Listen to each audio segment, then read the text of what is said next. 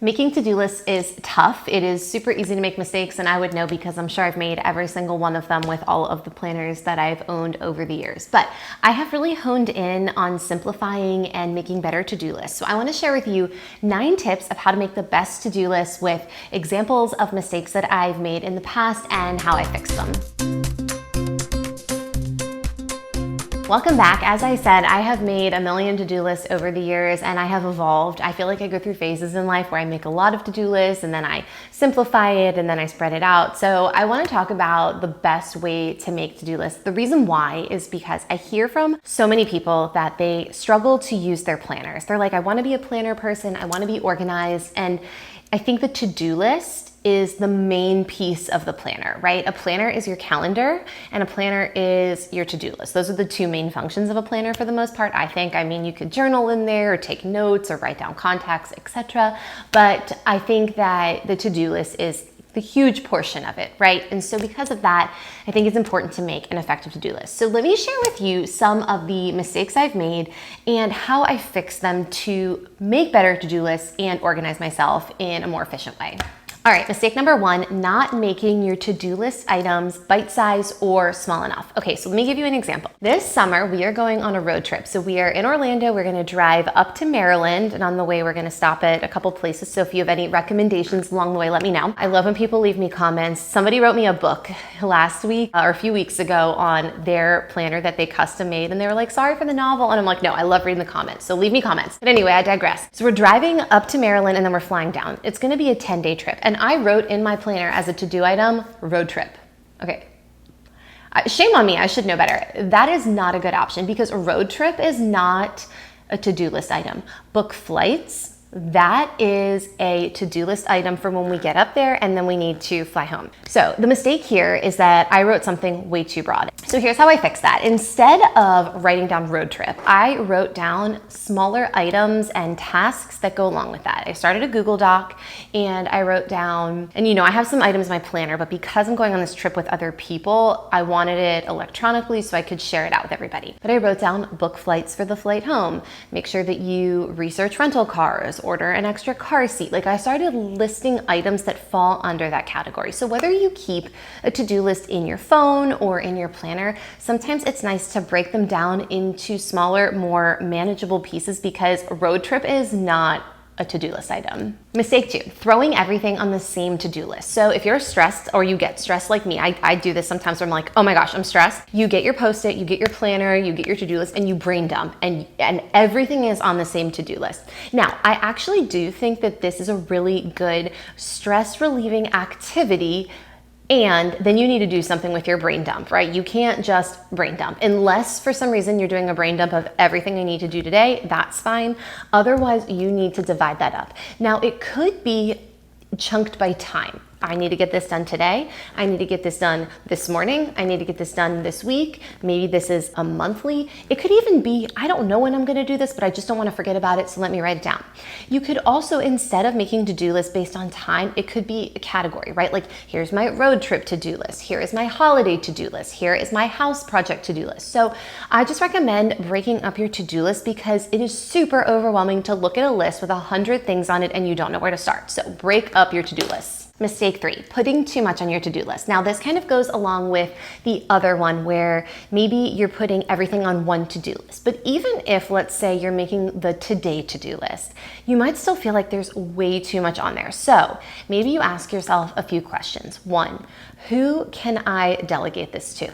2, do I really need to do this? Like, is this something that actually has to be done, or maybe it's something that can be pushed to next week? I'm certainly not advocating for procrastination, but not everything needs to be done today. I heard this quote, I'm sure everybody's heard this quote, is when you prioritize everything, you prioritize nothing. So sometimes you need to bump it or decide maybe you don't really need to do it. Another thing that I love when it comes to trying to decide if you need something on a to-do list. And I feel like there was an old planner. I'm gonna have to go back into the archives of like 2021, but there was a planner that I reviewed several years ago and I can't remember which one, but it talked about doing just like like a minimal version of something. So like instead of, for example, an intricate meal plan and a grocery list, could you do like crock-pot meal leftover, second crock-pot meal leftover, frozen pizza and salad, and that's 5 nights of meals. I mean, that's just an example. And you do a grocery pickup instead of like an intricate meal plan, or you know, you need to go to the grocery store. So that's just an example of something, but like, can you simplify it so that maybe it's not quite so overwhelming, and maybe you can take a couple of those things off of your to-do list. Number 4, not prioritizing. So I just said this a second ago, when you prioritize everything, you prioritize nothing. I think this is super true. So this is my number 1 favorite to-do, like hack, tip, whatever you want to call it. And it could be like for your workday, it could be for your home, it could be for literally anything. You ask yourself in the moment, when I am getting in bed tonight, my comfy bed, my fresh sheets, and I'm closing my eyes, what 3 things am I going to be so happy that are done? And often I find they're the 3 things that I want to do absolute least, right? Like usually it's a phone call of some number that I need to call their customer service. I know it's going to be a hassle. I'm not going to get anybody on the line. But like, I know if I do that and I can check it off, I'm gonna feel so relieved, right? Making an appointment, like dealing with something that's been on your to-do list forever, something that's huge. So anyway, I know that 3 is kind of an arbitrary number, but sometimes you just have to think, what are my priorities? What do I need to get done today? What will make me feel so accomplished? And sometimes when you do that thing, you feel physically different, like a weight has been lifted. You feel such relief. So ask yourself that question. What do I need to prioritize? What am I going to be so happy when it's done? The next one is not picking just one project. So this is where we are right now. So in another video, I think I've talked about how I've divided my year up into thirds, because quarterly goals feels like too much for me. Like I just don't want to write goals every 12 weeks, but every 4 months feels manageable. So I bring this up because if you live in Florida or in the South, you know that it is unbearable in the summertime. And so the summertime becomes my project season. So we're entering project season where I try to do stuff inside. Anyway, I say this because I'm like, do we want to focus on cleaning up and like revamping our like dining room area? Do we want to do my daughter's room? Do we want to do our bedroom or closet, or like the guest room's a mess? So one of the challenges is putting everything on your to-do list. This kind of goes back to prioritization, right? So if you are thinking about projects that are going onto your to-do list, I recommend reminding yourself that like a no now isn't a no forever, right? My husband has a friend who, I heard him say this, that he tells his kids this, and I think this is so smart. You can have anything you want, you just can't have everything you want. And I try to keep that in mind too when thinking about projects or to-do lists in general. Like, what do I want right now? What financially makes the most sense to do in our home? What project would we get the most value from? So I think it's important to, once again, prioritize, but also think of what do I want to do now and what makes the most sense and what might be something that works out really well a few months from now. So make sure you don't throw everything on there, or if you want to, make a backup list or a secondary list of what you're going to circle back to later. Another common mistake is not being realistic with how long something takes. And I love to poke fun at my husband for this because he does a really beautiful and ornate outdoor Christmas light, spectacular, that happens every year at our home. How many lights is it? It's like 5,000. 5,000 lights on our house. Okay. And so it takes him weeks, months. He works on it all year. And every time he goes out there, he's like, this always took longer than I thought. And that is just like everything on every to-do list ever. Like, it's so hard to estimate sometimes. So my recommendation is try the best you can to estimate accurately how long a to-do list task will take. If you can't do that, here are a couple other sub tips for that. So the first, let me use my office as an example. My office is always kind of a mess. You would never know that I'm an organized person, but I am messy, like a little animal. I just have piles of stuff. And I don't like to be like that, but it's just who I am. So when I want to clean my office, sometimes I dig into it, or this is also something that happens a lot when people organize their closets. You dig in and you spend an hour and you're like, well, now I'm just a quarter of the way through this, but I've spent an hour and I'm done and I'm tired and I don't want to do it. So tip number 1 is don't do the entire project, ripped into the entire closet at once.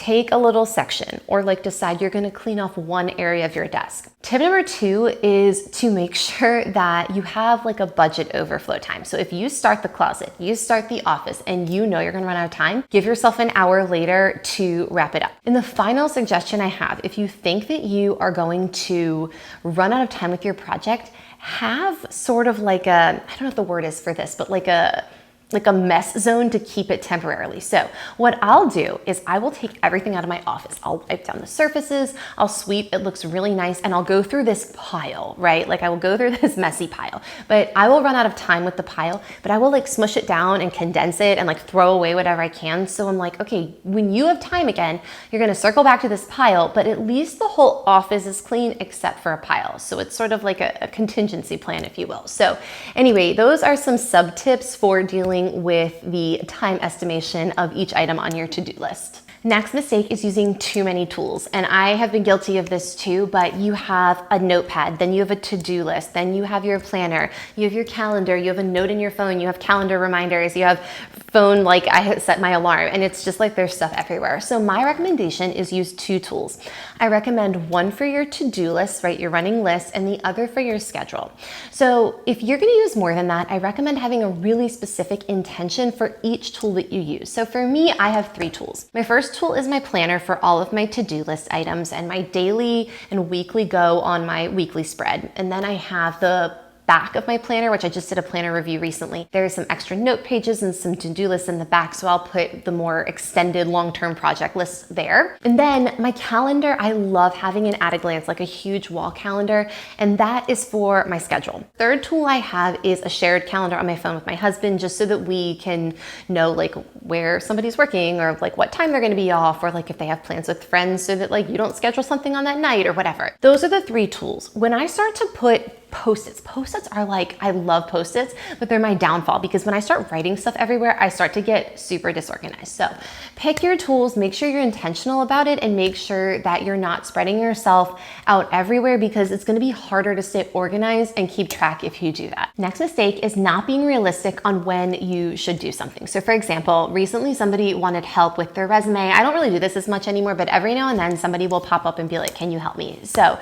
I wrote down on my planner, help so-and-so with their resume, but the thing is they weren't available that week. So what happens with this to-do item is it lives there, it's taking up space in my week, and I can't check it off. Like it's not something that I can do by myself. So what I should have done is put that on next week's, right? But sometimes you forget, or you start to think like, let me just dump everything here because it's the page that I have open. But instead of doing that, really ask yourself, is now a good time? Do I have time to deal with this? Are other people that need to help me with this available?